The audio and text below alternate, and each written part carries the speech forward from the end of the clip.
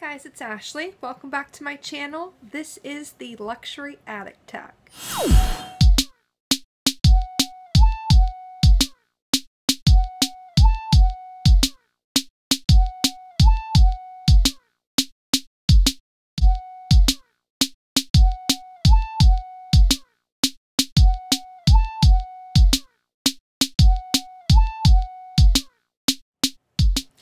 So I've been tagged by a few of my very good friends here on Instagram and YouTube to do this awesome tag. This one I'm very excited about. I think it's such an awesome idea. So the first friend that I was tagged by was my very sweet friend MeandMrVuitton. I will link her channel below. She has an amazing collection. She just got herself a jumbo. Congrats, girl. And I just love her videos. I love her Instagram. She is such a sweetheart. I was also tagged by one of my best besties, Frozen Luxury. He is phenomenal. One of the funniest people I know. I absolutely love him. And Rod from docLUXURY, which if you guys have not checked out the Men on Bags series that Frozen Luxury and docLUXURY are currently doing, you absolutely must. They just started recording and releasing season 2. Absolutely amazing. So funny and very informative as well. So definitely check that out. So thank you all so much for the tag. I have my coffee here and I have my iPad with all the questions. So let's get started. So question number 1. What was your first designer piece? So my first designer piece, I have a few items here that I brought to show you guys. The very first designer piece that I ever purchased comes in this case, and it is a pair of designer sunglasses. They are by Dolce & Gabbana, and they look like this. And I love that they say Dolce & Gabbana on the frames there. I'll try them on for you guys. Sorry, there's a little bit of noise going on in the background. What do you expect for a mother with young children? But here they are. As you can see, they're a little bit crooked. It's been a while since I've worn them, but I do still wear them. They will stay in my collection forever because they are very special to me.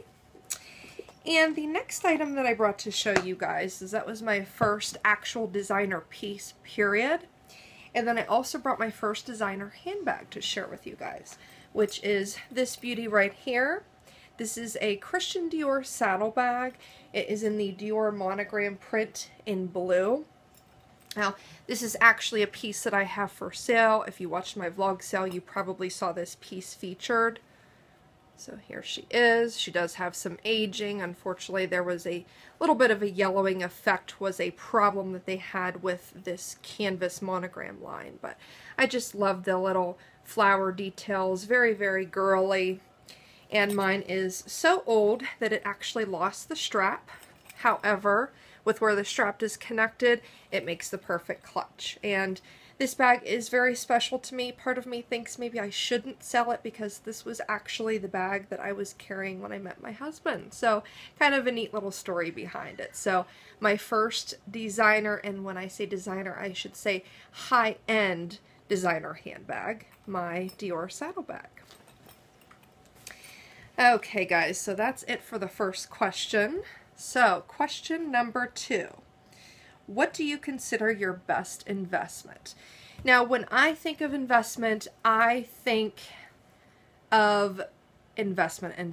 Like, what am I most proud of spending my money on? What is, I don't think of it as, you know, a use type of investment. I think of it as investment, if that makes sense. And without a doubt, you guys probably already know what I'm going to show you. That would be my beautiful jumbo by Chanel. I'll go ahead and take the felt off to show you guys. So this is my Holy Grail bag. My gorgeous jumbo flap in the caviar with the silver tone hardware. Definitely my best investment. I just absolutely love this bag. It is so classic and timeless. I cannot get enough of it. And you can't go wrong with a classic flap. So definitely my best investment, my jumbo. What more do you say, right? I literally don't have anything else to say. It's just perfect, perfect. Okay, number 3. What is your criteria when looking to buy a piece? So my criteria is pretty simple. It's nothing too crazy. Because my area, I do not have high-end designer boutiques, which is a bittersweet thing. It's a good thing for my wallet, but it's unfortunate because I can't just say, oh, I'm going to go to Chanel today, or I'm going to go to Louis Vuitton today. I'd say I have to travel a good 4.5 to 5 hours to, you know, go to one of these designer boutiques. So I have to put a lot of thought into my purchases, and even if I do purchase something online or purchase it pre-loved or over the phone, I very, very rarely make spontaneous purchases. So it has to be an item that I can't live without. I do think about it. I think a lot about the item. How can I see it fitting into my lifestyle? How will it fit into my wardrobe? How will I use it? What will I style it with? What will I wear it with? That type of thing. And then I generally go for pieces that you don't see a lot. I like to be different. As you guys know, with my love for Louis Vuitton limited edition, I just tend to like different pieces. And when it comes to buying a bag, that is a bag that a lot of people have. For example, the jumbo. It is a little bit tough for me, I'm not gonna lie. The thought crosses my mind that, oh my goodness, you know, you see this bag a lot, but if I love it enough, I will buy it. So it has to be something that I can't live without, has to be something different, and something that's practical. So that's kind of my criteria when searching for an item. Like I said, it's kind of a blessing to me that I don't have these boutiques nearby, so I really do have to put a lot of thought into what items I purchase. So let's see here. Number 4 is, what has been your stupidest, most regrettable purchase? Okay, so this is a tough one. I was thinking about what my answer would be to this, and I think we'll call it my most regrettable purchase, was actually the very first Chanel bag that I had ever purchased, and I will go ahead and insert a picture of that bag here.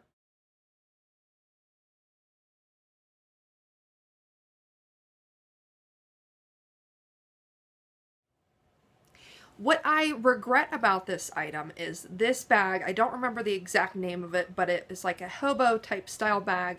It was an all lambskin, and the chain, there's like a chain link detail that is the strap. It is in lambskin as well. Each little chain link was in lambskin and they were intertwined. Absolutely beautiful bag. However, not the most practical design. I had purchased this piece pre-loved. It was used maybe once or twice, absolutely no signs of wear. I took the bag out once and I don't think I had it overstuffed by any means. And upon getting the item home, I saw that the chain links started to separate a bit. So with where they were, you know, formed together, they started to stretch and separate. And then I really didn't carry the bag after that. I had told you guys before, you had probably heard me talk about the fact that I did previously own Chanel bags, but I ended up selling them. It just wasn't the time for me. So what I ended up doing is actually trading the bag to somebody else for some Louis Vuitton items. And when I was very honest with the girl with the trade, I showed her the pictures of the wear and she said, no problem, I want the bag. She said, I'll just, you know, trade you the items. I'll take the bag into a boutique and see, you know, how much it would cost to repair this piece. And Chanel had quoted her $600 to repair what happened in one use. So what we ended up doing is I ended up trading her another item to make up for that $600. So I was very happy with the items that I traded her for, but just one of my most regrettable purchases, unfortunately, because it just didn't pan out for me. You know, I had to do the right thing as far as the trade with her, but just very, very bummed out that that happened with only one use. So that Chanel bag was unfortunately my biggest regret as far as purchases go. Okay, guys, number 5. If you have sold any of your luxury goods, have you had seller's regret? Believe it or not, I don't have any regrets. I have really been working on downsizing my Louis Vuitton collection. As my Chanel collection grows, I just want to be more practical, and you guys have probably heard me mention this before, that when I was exclusive to Louis Vuitton, it was necessarily appropriate for me to have such a large collection, but as I've gotten into Chanel, it's kind of opened my eyes a bit that, wow, you really do have a lot of Louis Vuitton stuff. So I had also made it my New Year's resolution that I was going to start to sell pieces that I don't use. So I have not had any regrets per se in that department. However, I just have a sale in general that I have regrets about because it just was not a good transaction, and I'll share that with you guys. So this bag here, I will insert a picture. This is the bag in question.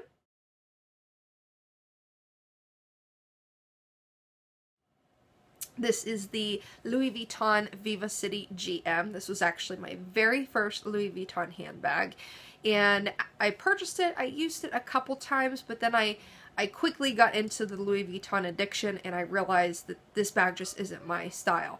So I sold the bag, and when I purchased the bag, I purchased it on eBay. It was brand new. It came with the receipt. It came with the tags. It was a few years old. However, the seller never used the bag. So when I went to sell the item, I shared pictures of the item. I explained that it was basically in brand new condition, that I had only carried it once or twice. I sold the bag, and a few weeks later, the buyer came up to me with, you know, accusations that the bag was a fake, and really truly offended me. And I thought, you know, first of all, are you out of your mind? Second of all, I'm including the receipt. Like, my goodness. So, you know, I basically told her, I'm like, well, the bag is not fake. And I said, you know, if you want to return the bag, like, you know, how do I know that, you know, you haven't used the bag, that you're returning the same bag to me? You know, because I wasn't a professional seller by any means, so I didn't have security tags or anything like that on my bag. But, you know, you hear things like that happening. So she would not send me pictures of the bag. It was just full of shade. This had shade written all over it. So she ended up filing a dispute with PayPal. And, you know, I explained to PayPal, I said, I would like to see some pictures of this bag. Well, of course, PayPal is always siding with the buyer in this sense. So, you know, they just said, you know what, you get your bag back, she gets her money back, everybody's happy. When I got the bag back, exactly what I was worried about was what happened. The bag was not in the same condition that I sent it in. The bag had like a beautiful vachetta strap. It had a really dark patina to it that I was like, how in the world did you even do this in a matter of a couple weeks having the bag? There were a couple like stains on the outside of the bag. There were stains on the inside of the bag, like as if she had dropped food on it. I was absolutely appalled. I was so upset. And I mean, even though I'd used the bag a couple times, I had still had the blue protectors on this, blue protector stickers on the buttons, everything. Of course, they were removed. So I, in turn, filed a, what's the word that I want? Filed a dispute in turn. And, you know, I said, whoa, look at this bag. And I reached out to a consignment shop that I had worked with and developed a good relationship with. And, you know, got them to kind of take a look at the pictures and write something up for me as to how much of a loss they think I'm going to take on this item due to, you know, the wear that's on it. And then I also got the bag authenticated on my end, just as extra peace of mind. It was the strangest thing that I've ever done because I had the receipt, but, you know, I didn't know what this girl was up to, so I thought, I'm going to get it authenticated. I'm going to, you know, get proof of, you know, the wear and how much money I'm going to lose, which it ended up being $300. They said that your bag, which was previously worth $900, is probably now only worth $600, so it's like a 33%, you know, loss due to the wear. So I had all this information, and PayPal was great. They honestly were. You know, they looked at everything. They did actually want, I don't know why the receipt wasn't good enough. I guess because the receipt came from me. So they wanted a third-party authentication, which I provided. She also provided the same thing. And, you know, so the authentication thing was like out the window. The bag is authentic. Now we're talking about the wear. And upon reviewing the pictures, they granted me a refund of $300.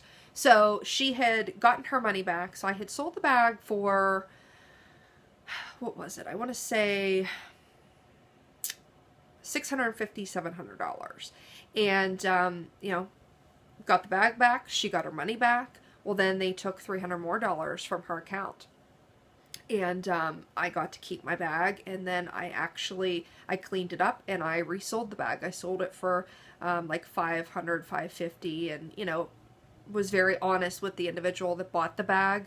But yeah, so I actually ended up making out in the end financially, if you think about it, but it was just such a headache. I was so offended. I was just appalled. You know, people were unbelievable, whether it was sellers, or not sellers, I should say buyers' regret, or whatever it was with this girl. It was just an awful encounter. So that's why I have to say that that was my biggest regret. Okay, guys, next question, number 6. What is a piece that you think everyone needs or should have? So this was a no-brainer for me. I have a few of them right here, and that would be a Louis Vuitton clay. I think these are just absolutely amazing. As you guys know, I have several of these in my collection, and it doesn't matter which clay you choose. There are many different designs, but it's just such a practical piece. I have 2 of them here. This is the monogram canvas clay, and this is the perforated clay limited edition. There's so many different uses. This clay, I just have the key fob to my car in here. And then in the perforated clay, I just have extra cards stored in there. So the options are endless, what you can do with these pieces, but very, very practical, and one of the more affordable starter pieces. So I think a Louis Vuitton clay is a great piece that everybody should have. Okay, guys, next question, number 7. What is a piece that you think is overhyped? Without a doubt, I have to say the Louis Vuitton Palm Springs mini backpack, or just, I should say, the Palm Springs backpack in general. I personally just don't get it. I do like the Chanel backpacks. I think they're absolutely gorgeous, but a backpack in general, I just don't think is my style. You know, I've thought about it many, many times, like, well, what if you're going to the park or different things like that? Could you see yourself using a backpack? And I've thought about it. I think if I could, it would definitely be a Chanel backpack. But I think the whole Palm Springs backpack, craze is just, I think it's a big fad. I don't think it will last. They're cute by all means, just not my style, but I was just surprised that, everybody's trying to get their hands on these bags and they're almost, unattainable. It's absolutely crazy to me. The other piece that I think is overhyped, I would have to say, is the Pochette Métis. And I think the Pochette Métis, the hype is a little bit more justifiable, if you will. It's a great bag. It's very practical. It has many different uses. It fits a ton. But just being somebody that tends to like to be different and to, not have items that other people have. Trust me, I think the Pochette Métis is a great piece. However, I just couldn't bring myself to buy one because so many people have it. So that's why I consider that part of this category here. And I think that the trend with that bag will probably die down some as well, but I would have to say those 2. Okay, guys, and the last question, number 8, is what is on your wish list? I have to say, honestly, my wish list is pretty closed at the moment. I am a pretty happy camper. There is nothing that's hanging over my head, nothing that's haunting me. I've gotten all the items that I have been lusting over. I decided, as you guys had heard me before I purchased my boy bag, I had previously said I was going to wait for a while to get the boy bag, so the boy bag and the jumbo weren't fighting for my affection, if you will. I purchased my boy block, which you probably see sitting up there. The lighting isn't the best, but that's it up there. And it totally backfired. I thought that it would satisfy my craving for the boy bag for a little while, and of course, I would have my walk to use over the summer, and I absolutely love my walk, don't get me wrong, but it backfired in the sense that I wanted the boy even more. So, sorry about the noise, my kids are running around out there. So what I did is I decided, you know what, you have a couple more pieces that you really should downsize, get the bag for your 30th birthday. So that is what I did. So I think at all, I could say that I love the Chanel Coco handle. I think it's absolutely gorgeous. I could see me maybe picking one of those up on the pre-loved market since it's not available anymore in the future. But I think an item that is actually on my wish list, but there's really not a hurry, would be a small O case in caviar. I would be open to different colors, whether it's black or it would be a colorful piece, but I do want it in caviar since I have several other lambskin SLGs, and I want the small one. I want the one that's more comparable to a mini pochette so I can kind of use it for the same purpose. And possibly a large O case. I don't think that I'm much of a clutch person, so I'm not convinced that I would use it, although I've had friends that have told me I absolutely need one. So I think the next time I'm in New York City, I'll probably check one out. But yeah, I am a pretty happy camper at the moment, guys. I feel very, very blessed, and I am just very happy with where my collection is at the moment. So that is it for the luxury addict tag. I would just quickly like to share with you guys my bag of the day. And surprise, surprise, it is my beautiful new Chanel Le Boy bag, new medium black calfskin with the double stitching ruthenium hardware. I am so in love with this bag, guys. I can't even tell you, like, it's incredible. I just want to give you guys a little peek of what I have inside there. So as you can see, I have my, let's do this, starting from this side here. I have my Chanel 6 key holder, I have my Chanel card case, then I have my Chanel zippy coin, the pink one in the middle, I have my Louis Vuitton mini pochette, and I have my Louis Vuitton round coin purse. And I did have my Louis Vuitton clay in there, but I took it out for this video. So amazing bag, very, very comparable to the jumbo as far as what it holds, but I am so loving this bag, guys. So I thought I would share with you my bag of the day and take it a step further to show you guys what I have inside. So I think that is it for this video, guys. I think almost everybody has done this tag. So what I would like to do is I would like to tag any of you that are watching this video that have not shared yet and have a YouTube channel. Please, please do this tag. I would absolutely love to tag you. And please comment down below that you did it so I can watch it. I would really enjoy that. I have absolutely loved watching these videos. So thank you guys so much for taking the time to watch, and I will see you in my next video. Bye.